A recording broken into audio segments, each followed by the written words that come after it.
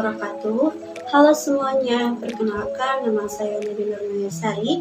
Saya mahasiswa tingkat 2 semester 3 Fakultas Ilmu Kesehatan Prodi D3 Kebidanan Universitas Bakti Kencana Tasikmalaya.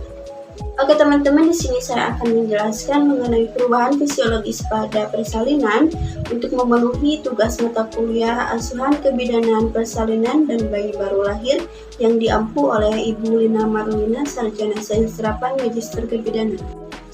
Saat persalinan merupakan saat yang unik bagi perempuan. Adanya ketakutan dan suasana yang tidak bersahabat akan meningkatkan ketegangan dan rasa nyeri. Ketakutan ini dapat dikurangi dengan memberi edukasi tentang persalinan seperti teknik relaksasi, pengetahuan tentang prosedur obstetrik, fasilitas rumah sakit, dan kamar bersalin yang familiar, serta disiapkan untuk membantu menjalankan persalinan dengan baik, nyaman, dan berhasil. Nah, peran bidan yang ada sangat berpengaruh loh dalam meningkatkan rasa percaya diri ibu yang akan melahirkan. Pengetahuan bidan tentang perubahan fisiologis dan psikologis kehamilan normal sangat penting sehingga bidan bisa mengidentifikasi perubahan yang terjadi akibat abnormalitas sehingga seorang bidan dalam memberikan asuhan kebidanan akan sesuai. Perubahan fisiologis dalam persalinan yang pertama yaitu perubahan uterus.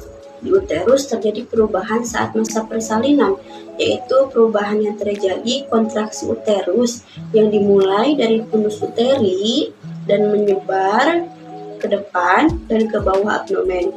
Segmen atas rahim dibentuk oleh korpus uteri yang bersifat aktif dan berkontraksi. Dinding akan bertambah tebal dengan majunya persalinan sehingga mendorong bayi keluar. Segmen bawah rahim dibentuk oleh isthmus uteri bersifat aktif, relokasi, dan dilatasi. Dilatasi makin tipis karena terus diregang dengan majunya persalinan. Setiap terjadi kontraksi, sumbu panjang rahim bertambah panjang, sedangkan ukuran lintang dan ukuran muka belakang berkurang. Pengaruh perubahan bentuk rahim ini dikarenakan karena ukuran melintang menjadi turun, akibatnya lengkungan punggung pada bayi turun menjadi lurus, bagian atas bayi tekan fundus dan bagian bawah bayi tertekan pintu atas panggul. Rahim bertambah panjang sehingga otot-otot memanjang, diregang dan menarik segmen bawah rahim dan serviks. Akibatnya menimbulkan terjadinya pembukaan serviks. Pada saat kontraksi, fundus yang tadinya bersandar pada tulang punggung berpindah ke depan, mendesak dinding perut depan ke arah depan. Perubahan letak uterus pada waktu kontraksi ini penting loh, karena menyebabkan sumbu rahim menjadi searah dengan sumbu jalan lahir. Dengan adanya kontraksi dari ligamentum rotundum, fundus uteri bertambah, sehingga waktu kontraksi fundus tidak dapat naik ke atas. Nah, kalau perubahan serviks ini dibagi menjadi dua.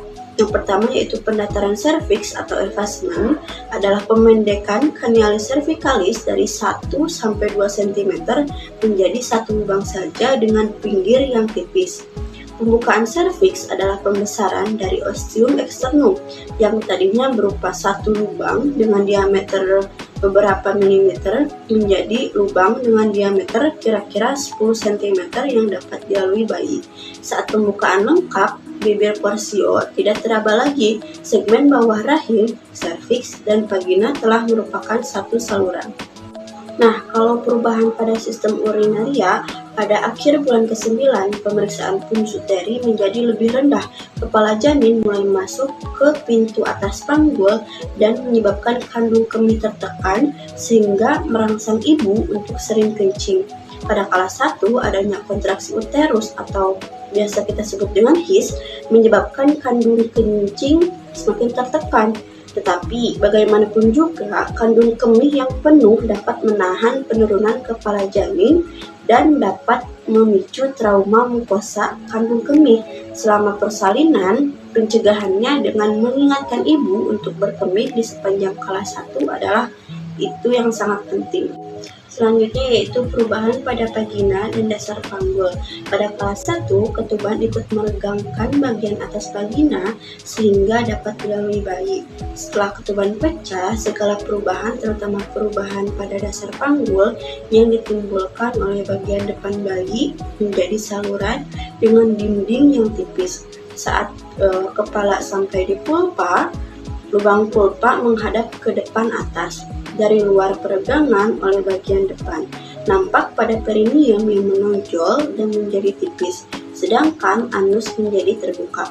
Regangan yang kuat ini dimungkinkan karena bertambahnya pembuluh darah pada bagian vagina dan dasar panggul. Tetapi kalau jaringan tersebut robek, akan menimbulkan perdarahan yang sangat banyak. Perubahan kardiovaskuler atau jantung selama persalinan, curah jantung akan meningkat. Peningkatan curah jantung ini terjadi karena pelepasan katekolamin akibat dari nyeri dan karena kontraksi otot abdomen dan uterus. Perubahan tekanan darah pada kelas 1, sistoliknya rata-rata meningkat 10 mmHg dan tekanan darah diastoliknya rata-rata meningkat sebesar 5-19 mmHg selama kontraksi. Lalu, di antara waktu kontraksi di kala 2 terdapat peningkatan 30-25 mmHg selama kontraksi dari 10/5 sampai 10 mmHg. Rasa sakit dan cemas takut juga akan meningkatkan tekanan darah. Lalu, perubahan pernapasan, adanya kontraksi uterus dan peningkatan metabolisme juga, diafragma tertekan oleh janin, akibatnya respirasi menjadi naik. Lalu diperlukan tindakan untuk mengendalikan pernapasan. Nah, kalau mengejan yang berlebihan atau berkepanjangan selama kala 2 dapat menyebabkan penurunan oksigen sebagai akibat sekunder dari menahan napas. Hiperventilasi yang lama dianggap tidak normal dan dapat menyebabkan terjadinya alkalosis. Selanjutnya yaitu perubahan metabolisme. Yang pertama yaitu progesteron menurun sehingga pencernaan menjadi lambat dan makanan menjadi lama tinggal di lambung sehingga terjadi peningkatan getah lambung dan akan mengakibatkan mual muntah. Lalu yang kedua yaitu selama persalinan, metabolisme aerob maupun anaerob meningkat seiring dengan kecemasan dan aktivitas otot. Ditandainya dengan apa? Dengan meningkatnya suhu tubuh, nadi, pernapasan, cardio output, dan kehilangan cairan. Selanjutnya yaitu perubahan nadi. Nadi di antara 2 kontraksi lebih meningkat daripada selama periode sebelum persalinan. Karena apa? Karena merupakan hasil dari metabolisme yang meningkat.